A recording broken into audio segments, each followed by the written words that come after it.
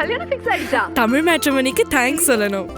26 வருஷத்துக்கு முன்னாடி இதே தமிழ் மேட்ரிமோனி மூலமா தான் இவ அம்மாக்கும் கல்யாணம் பண்ணேன். கல்யாணம்னாலே தமிழ் மேட்ரிமோனி தான்.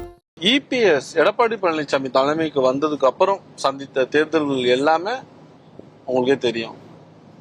அது இந்த எலெக்ஷன்ல எப்படி இருக்கும்னு நீங்க நினைக்கிறீங்க? நான் அதான் திருப்பி நான் ஏற்கனவே வேற ஒரு தொலைக்காட்சி இதுல கூட நான் சொன்னேன். திரு ஸ்டாலின் அவர்கள் நீங்க சொன்ன மாதிரி 10 தோல்வின்னு சொல்ல வர்றீங்க. அதே மாதிரி ஸ்டாலின் அவர்களுக்கு திருப்பி போய் பாத்தீங்கன்னா 13 தோல்வி இருக்கும். இது எதிர்கட்சி காலகட்டத்துல ஐயா எடப்பாடியார் அவர்கள் வந்து எந்த தேர்தலில் அவர் ஜெயிக்கணுமோ அதுல ஜெயிச்சிட்டார். ஆட்சியை தக்க வைக்கிற தேர்தல் ஜெயிச்சாச்சு. அதுக்கப்புறம் எப்படி தன்னை நிலைநிறுத்திக்கணும், தன்னோட கிரவுண்ட், தன்னோட ஸ்டெபிலிட்டி என்ன, பொதுச் செயலாளரா முழுமையா கட்சி தன்னுடைய ஆளுமை கீழே வந்ததுக்கு அப்புறம் எவ்வளவு சதவீதம் பேர் நமக்கு ஆதரவு தர்றாங்க அப்படின்னு தெரிந்து கொள்வதற்கான டெஸ்டிங் கிரவுண்டா நாடாளுமன்ற தேர்தலை பார்த்துக்கிட்டார். தன்னுடைய ஆளுமையா கூட்டணிகள் என்பது அவருடைய ஆளுமைக்கு உட்பட்டது. நான் வந்து தொண்டர்களுடைய எண்ண ஓட்டத்தை, மக்களினுடைய எண்ண ஓட்டத்தை புரிந்து கொண்டு தமிழ்நாட்டு மக்களின் நலன் சார்ந்து நான் எந்த கூட்டணி எப்போ வேணாலும் நான் வைப்பேன், அது நேர்மையா அந்த கூட்டணி ஜனநாயகத்தோடு நான் நடந்து கொள்வேன் அப்படிங்கறத நிரூபிச்சது விஷயங்கள் எல்லாம் தான் இப்போ இந்த 10 இயர்ஸ் டிராவல்ல அவர் பண்ண விஷயங்கள். அதனால வெற்றி தோல்வி என்பதை தாண்டி சில விஷயங்களை who is mister Edappadi K Palaniswami அப்படிங்கிறவரை நிரூபித்திருக்கிறார். நீங்க அதை தோல்வியா பாக்குறீங்க, நாங்க அதை டெஸ்டிங் கிரவுண்ட், பேட்டில் கிரவுண்டா அவரை நிரூபிக்கிறதுல அவர் எடுத்துக்கொண்ட காலவாசமா பாக்குறோம். செங்கோட்டையன் ஓபிஎஸ் வேற வேற கட்சிக்கு போனது இந்த தேர்தலை எந்த அளவுக்கு ஒரு பிரச்சனையா இருக்கும், உங்களுக்கு எந்த அளவுக்கு ஒரு கஷ்டமா இருக்கும்னு நினைக்கிறீங்க? ஒரு கஷ்டமும் இருக்காது, எந்த கஷ்டமும் இருக்காது. அதிமுகங்கிறது பெரிய ஆலமரம். அதுல வந்து முதிர்ந்த கிளைகள் முறிந்து விழுவதால் அந்த ஆலமரத்துக்கு எதுவுமே ஆகாது. ஏன்னா இது தலைவர்களை மட்டும் நம்பி இருக்கிற கட்சி இல்லை, ஆணி வேறாக இருக்கிற தொண்டர்களை நம்பி இருக்கிற கட்சி.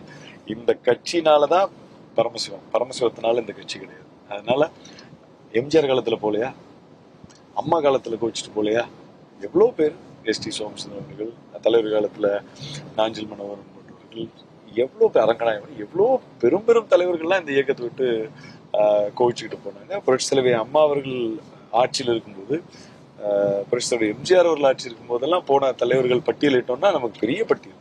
திருநாவுக்கரசர் இப்போ அங்க இருக்காரு, அம்மா கூட இருந்தவங்க, ஆரம் வீரப்பன் இருந்தார், அவங்க கோவிச்சுட்டு போனாங்க. இது வந்து அரசியல்ல எல்லா கட்சியிலையும் நடக்கிறது. நீங்க பார்த்தா, அப்படி பார்த்தா திமுக இருக்கிற பாதி அமைச்சர் அதிமுக இருந்து போனவங்க தான். திமுக விட அதிகமா எந்த கட்சி ஆட்சியில் இருந்துச்சு? அதிமுக தானே. அவங்க எல்லாம் அங்க போய் சேர்ந்தனால அதிமுக அழிஞ்சிருச்சா? இப்போ மீண்டும் 2026 எடப்பாடி தலைமையில ஆட்சி உறுதிங்கிற நிலையை எட்டி இருக்கு இல்லையா? ஸோ இவர்கள் செல்வது எல்லாம் அவர்களுடைய அரசியல் நிலைப்பாடு வந்து மக்கள் வந்து இப்போ கேள்விக்குறியாயிருச்சு.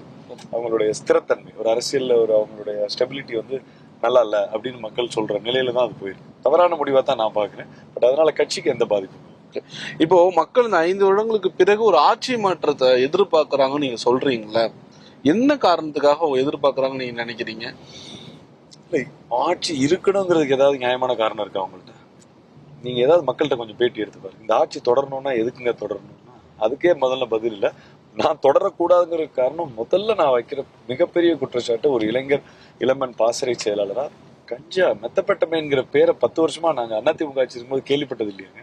இப்ப பேப்பர் எடுத்தா மெத்தப்பட்டமைன், அப்புறம் கூலிப்புன்னு சொல்லி சாக்லேட்ஸ், கஞ்சாங்கிறது கடலை மிட்டாய் மாதிரி ஆக்கிட்டாங்கல்ல. இப்போ அதுதான் மெயின் கன்சர்ன். இப்போ யங்ஸ்டர்ஸ் வந்து படிச்சு வேலைக்கு போகணும் அப்படின்னு கல்வி நிறுவனங்களை தொடங்கி கையில லேப்டாப் கொடுத்தா, அவன் கொடுத்த லேப்டாப்பை பிடிங்கிட்டு கஞ்சாவை கொடுத்துருக்காங்க அரசு. வேலை வாய்ப்பு இல்லை இளைஞர்களுக்கு, அது ஒரு பெரிய விஷயம். பெண்களுடைய பாதுகாப்பு இன்னைக்கு லிட்ரலா கேள்விக்குறியாயிருக்கு. எந்த பெண்ணும் தனிமையில செல்ல முடியாத ஒரு சூழல். அண்ணா யூனிவர்சிட்டியா இருக்கட்டும், கோயம்புத்தூர் விமான நிலையத்தில் இருந்த பாலியல் கொடுத்து 6 வயது சிறுமிக்கு கூட பாலியல் தொந்தரவு, 80 வயது பாட்டிக்கு பாலியல் தொந்தரவு. எப்படி இது ஏற்றுக்கொள்ளக்கூடிய வகையில் இருக்கும்னு தெரியல. அதுதான் ஒரு மிகப்பெரிய ஒரு காரணம். 2வது வந்து நிறைய கடன் வாங்கி, ஒரு 5.5 லட்சம் கோடி ரூபாய் கடன் வாங்கி இவர்கள் என்ன மிக முக்கியமான திட்டங்களை தந்தார்கள் என்று சொன்னால் கேள்விக்குறிதான். முழுக்க முழுக்க ஒரு விளம்பர அரசாக, அரசனுடைய வரிப்பணத்தை வைத்து தன்னைத்தானே விளம்பரம் செய்து கொண்டதுதான் இவங்களுடைய சாதனையை தவிர்த்து வேற எந்த சாதனையும் அவங்க சொல்ற மாதிரி இல்லை. இப்ப நீங்க பல்வேறு குற்றச்சாட்டை முன்வைக்கிறீங்க, இதனாலதான் ஆட்சி மாற்றத்தை மக்கள் எதிர்பார்க்கறாங்க. சோ இதே மாதிரிதான் 21 தேர்தலையும் ஒரு மாற்றத்தை எதிர்பார்த்து திமுக வர வச்சிருக்காங்க. 21ல வந்து நீங்க நல்லா யோசிச்சு பாருங்க, ஏதாவது ஒரு திட்டம் சரியில்லாத திட்டம் அப்படின்னு இது சரியில்லைங்க, இந்த திட்டத்தினால பயன் இல்லைன்னு எந்த திட்டமுமே இல்லை. கொரோனாங்கிற ஒரு மிகப்பெரிய ஒரு அசாதாரண சூழ்நிலையை ஒரு இந்தியாவுக்கே முன்னுதாரணமா கையாண்டவர் ஐயா எடப்பாடியார் அவர்கள். 7.5 நீட்டுக்கு ஒரு சொல்யூஷன் கொடுத்த முதலமைச்சர். கல்வி தொலைக்காட்சின்னு பிள்ளைகளுக்கு படிக்கிறதுக்காக ஒரு டிவி ஆரம்பிச்சாரு. இந்தியாவிலேயே, அதாவது தமிழக அரசியல் வரலாற்றுல வறட்சி நிவாரணம் சொல்லி சென்னையை தவிர்த்து அனைத்து மாவட்டங்களுக்கும் வறட்சி. ஏன்னா இவர் ஆட்சியில வந்ததுல இருந்தே பிரச்சனைகள் தான். கட்சிக்குள்ள அம்மா மறைகிறாங்க, அதுக்கப்புறம் சில கட்சி ரீதியான சிக்கல்கள், கஜா புயல், கொரோனா, தமிழகம் 35 ஆண்டுகள் பார்க்காத வறட்சி, இப்படி எல்லாமே இருக்கு. அப்ப அந்த இடத்துல தன்னை ஒரு அட்மினிஸ்ட்ரேட்டரா நிரூபிச்சார். ஜோலார்பேட்டையில இருந்து சென்னையில இருக்க மக்களுக்கு குடிநீர் வேணும், ட்ரெயின்ல தண்ணி கொண்டு வரலாங்கிற அளவுக்கு யோசிச்சேன். அம்மா எப்படி வீராணத்தை முடியாத சாத்தியம், அந்த அளவுக்கு ஒரு அட்மினிஸ்ட்ரேட்டரா இருந்தவர். கொரோனா காலத்துல அதிக முதலீடை ஈர்த்த முதலமைச்சர்னு பேர் வாங்கினார். ஆனா மக்கள் அதை மாற்றினாங்க அப்படின்னா ஒன்னே 10 ஆண்டுகள் அதிமுக இருந்துருச்சு, அதனால ஒரு மாறுதல் வேணும்னு எதுவும் நினைச்சாங்களான்னு தெரியல. பட் அந்த மாறுதல் வேண்டும் என நினைத்தவர்கள் எல்லாம் இன்றைக்கு ஏமாறுதல்ல தான் இருக்காங்க, ஏமாற்றத்துல தான் இருக்காங்க இன்னைக்கு. அதனால அவங்க மீண்டும் அந்த தவறை செய்ய தயாராக இல்லை. தமிழ் மேட்ரிமோனிக்கு தேங்க்ஸ் சொல்லணும். 26 வருஷத்துக்கு முன்னாடி இதே தமிழ் மேட்ரிமோனி மூலமா தான் இவ அம்மாக்கும் கல்யாணம் பண்ணேன். கல்யாணம்னாலே தமிழ் மேட்ரிமோனி தான்.